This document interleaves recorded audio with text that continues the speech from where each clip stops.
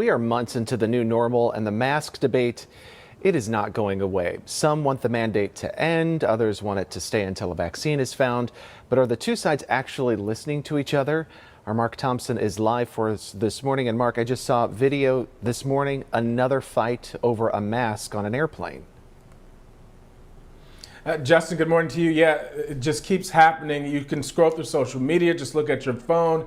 People seem to always want to capture video of people blowing up, having arguments over masks, and it's still going on, but it doesn't have to be that way. We spoke with a conflict resolution therapist and a mediator, and instead of accusing each other, she says people need to start working with one another. She says with masks, much like politics, too often we speak at people, and if that's your personality, there are some other solutions. One of the best ones, just avoid the situation altogether. Maybe it's at the supermarket and somebody's not wearing a mask. It's very easy to go down a different aisle, and maybe it delays what you're trying to shop for, but it's the easiest solution that causes the least amount of harm. If it's, for instance, say somebody at a restaurant that you go to and the servers aren't wearing masks, then maybe you don't eat at that place again.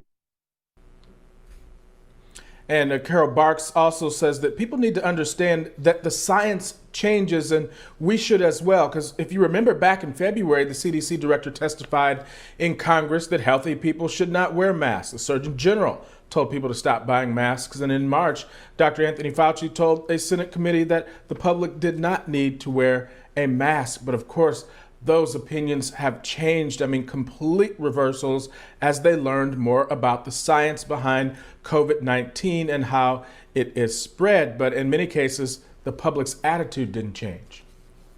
If you made your mask opinion back when we weren't sure about it and you haven't kept current, then you will oftentimes filter out the information that doesn't align with your belief. And then that is where a lot of these conflicts come from.